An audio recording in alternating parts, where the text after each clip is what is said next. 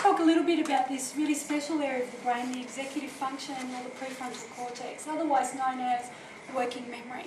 It's a very, very small part of the brain, but it's a crucial part of the brain. It's where all conscious processing occurs. So the main functions of that area are things like understanding, getting your head around complex information, problem solving, decision making, learning new information, recalling information, and a special function called inhibiting information. We're going to talk about that in a moment. Now, this is the thinking capital of the brain. And as you can see, it is small, and there are implications about that. You've got 2 hours of quality conscious processing per day. So what are you doing for the other 22 hours? Well, we sleep, hopefully, for 7, right? But how about the rest of the time? Well, the rest of the time, you're on automatic pilot.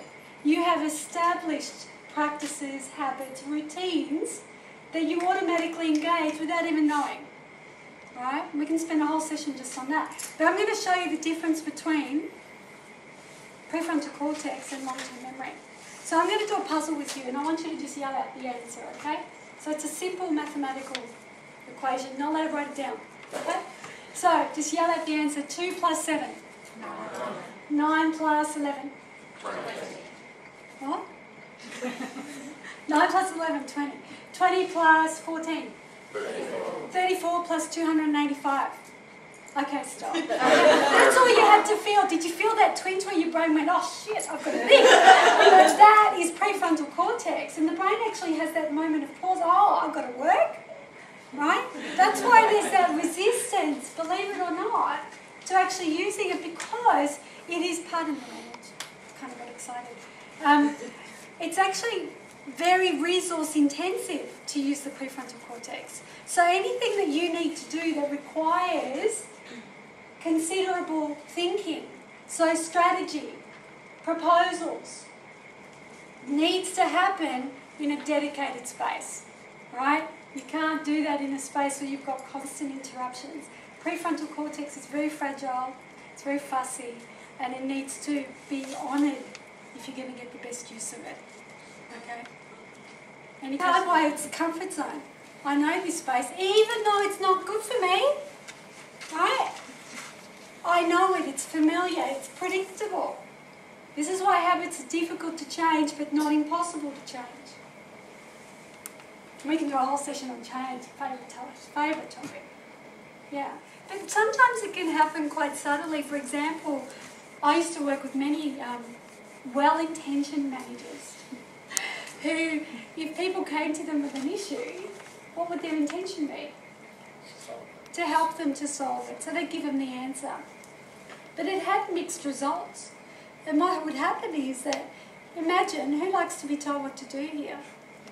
So even though you come from good intention, you don't always have the same impact. And this is where perception is really important to understand with brain science. Is even though I intend to assist you, to help you, to support you, the impact of my behaviour may be that you feel marginalised in some way. Right? Instead of asking you the questions, to try to get you to think about it differently, to maybe have an insight, which then you learn something from, and embeds new connections in your brain, and you get to keep that in your long-term memory. I've gone and gifted you what I thought was a solution that would help you, and you've walked away feeling demotivated even though you know what to do. It's weird, isn't it? So let's start. The second one is certainty. The brain loves to reasonably be able to predict what's going to happen next. If I can't connect the dots, or the space between A and B is too far, that's creating too much certainty for me. And what did we say about stress before? I can handle a certain degree of ambiguity, but when it gets to a tipping point where all of a sudden it feels too uncomfortable, or I perceive that I'm not able to navigate this, I go into threat. So a threat to my certainty will result in what? An immediate limbic response. Which then, are you going to get the best performance out of me? And you're standing there waiting for an answer going, well, come on, what are you going to do about it? You know, and what did we say before? The cortisol floods the prefrontal cortex. You putting that extra pressure on me to deliver an answer under pressure in front of you, you're making me even more limbic.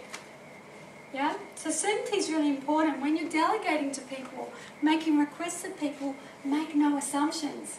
So now you know the 6 insights about the brains. You know that they have their own hardwiring, their own connections. So when you're talking about X, I'm hearing you, but I'm making connections to something else. So you need to clarify my understanding of what you just said. So that way you're minimising ambiguity, creating more certainty, and enabling me to go off and do the right things for you. Does that make sense? Okay. You really need to cleverly disguise requests you want to make of people. So, you know, I might say to Judy, hey Judy, we have a new client coming on board. I'd like you to take the lead on it. I need 15 minutes with you to get you across where we're up to so far. When do you want to do that, today or tomorrow? So the fact that she's going to do it is not up for negotiation. But what part of that can I give her a perception of choice? Right? So giving her that perception of choice minimises the potential for the pushback or the threat response. Does that make sense? So think about where, like these guys on the strike, where you can give them a perception of choice and move them in the direction that you actually want them to go in. But get them to think it's their idea.